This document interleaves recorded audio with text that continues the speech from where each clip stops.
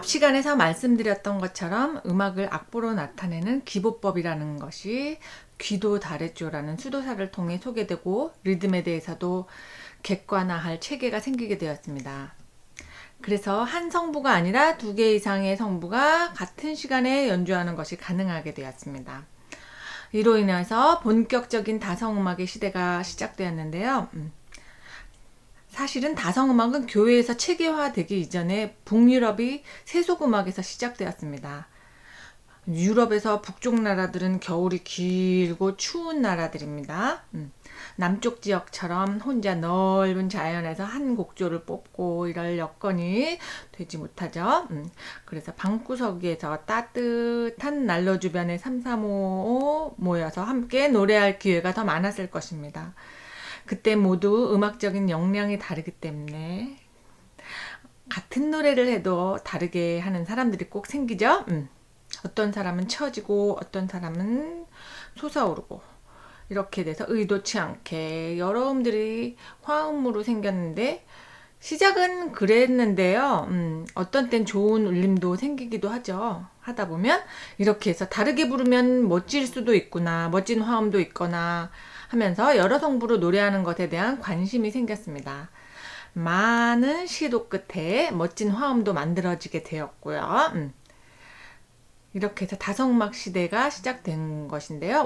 오늘날의 남성 가수들 중에 테너 가수는 따뜻한 이탈리아 같은 곳에서 많이 배출되고 낮은 음을 담당하는 바리톤이나 베이스 가수들 그리고 또 중후한 남성 합창단들은 북유럽이나 러시아 쪽에서 많이 나오게 되는데요. 이런 배경을 갖고 있어서인 것 같습니다. 서양 음악의 역사에서 큰 흐름의 동력이 되는 2가지 대조적인 구조 개념이 나오게 됩니다. 호모포닉과 폴리포닉이 바로 그것인데요. 무언가 대단하고 어려운 용어들 같은데요. 사실은 그렇지 않습니다. 바로 성부가 여러 개인 다성음악 시대로 들어가면서 나뉘게 된 개념인데요. 호모포닉은 찬송가와 같이 소프라노가 주선율이고 엘토, 테너, 베이스는 화음을 만들어주는 부선율로 이루어진 말하자면 한 가지 주선율만 있는 것을 말합니다.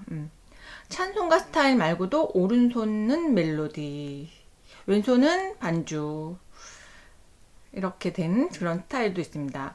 호모포닉은 찬송가와 같이 소프라노가 주선율이고 엘토, 테너, 베이스는 화음을 만들어주는 부선율로 이루어진 말하자면 한 가지 주선율만 있는 것을 말합니다.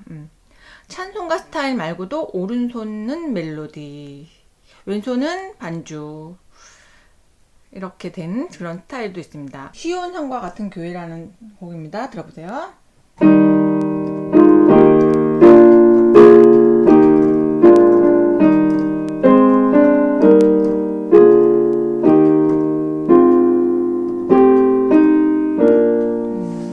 소프라노에서 나오는 멜로디를 나머지 4파트가 화음으로 받쳐주는 이런 호모포닉이 있고 그 다음에 또 어떤 호모포닉이냐면 오른손은 멜로디, 왼손은 반주 이런 게 있어요. 우리 모차르트의 소나타 중에 굉장히 잘 아는 소나타 있죠?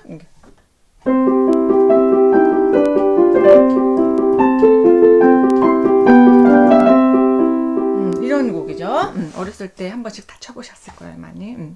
이거는 오른손으로는 멜로디를 치고 왼손으로는 도솔 미솔 도솔 미솔 도솔 미솔 이런 베이스로 반주를 하고 있는데 이런 베이스를 알베르트 베이스라고 합니다. 이런 펼치는 반주와 멜로디로 되어 있는 호모포닉들. 어쨌든 호모포닉은 뭐냐면 한 사람이 중요한 말을 하면 다른 사람은 그 말을 돋보이게 하기 위해서 보조를 해주는 것과 같은 그런 구조 형태입니다. 그렇다면 폴리포닉은 선율이 여러 개이겠죠?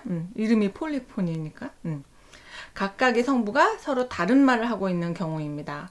지난번에 살펴보았던 캐논 형식 돌림노래, 어렸을 때 우리가 피아노를 배워보신 분은 바흐의 인벤션이라는 작품을 접해보셨을 텐데 굉장히 오른손과 왼손, 우리가 흔히 오른손잡이인 사람들이 많잖아요. 그렇기 때문에 왼손이 좀 약할 수밖에 없는데 왼손도 똑같이 오른손과 같은 역할을 부여하기 때문에 굉장히 난이도가 높아요. 이런 바흐의 인벤션이라는 작품을 통해서 음악을 좀 더 깊이 있게 들어가려고 하다가 많이 포기를 하는 분들이 많이 계세요. 한번 볼게요. 어떻게 폴리포니가 되는지 악보를 보시면서 한번 볼게요. 셋, 넷, 원.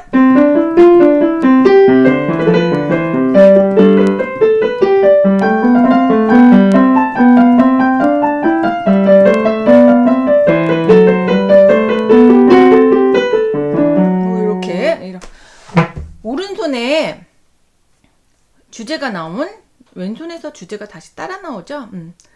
둘 다 서로의 말들을 하는 거예요. 폴리포닉은 오른손이 주제를 연주하면 뒤따라 왼손이 오른손의 멜로디와 무관하거나 관계가 있거나 이렇게 하여튼 독자적으로 움직입니다. 폴리포니는 횡적인 2개 이상의 선율이 서로 대화를 하듯이 주거니 받거니 하기도 합니다. 주제와 응답이라는 이름으로요. 그렇다면 호모포니, 폴리포니 이 두 가지가 뭐가 그렇게 중요하길래 이렇게 긴 설명을 할까 하실 텐데요. 서양 음악의 역사는 역사의 변환점마다 작용과 반작용의 원칙에 따라 호모포닉과 폴리포닉이 서로 주도권을 번갈아가며 잡으면서 그들의 가치와 세계관을 음악을 통해 표현하였습니다. 호모포닉은 종적인 의미를, 폴리포닉은 횡적인 의미를 가집니다. 그것을 다른 방법으로 해석하면 호모포닉은 권위와 질서, 심오함, 폴리포니는 관계의 아름다움, 다양성의 미학을 가진다고 말할 수 있겠습니다.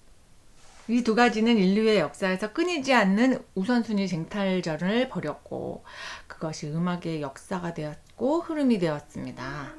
우리는 이것을 하나씩 살펴보면서 이 두 가지를 어떻게 우리 삶과 음악에 조화를 시켜야 되는지 알아보겠습니다.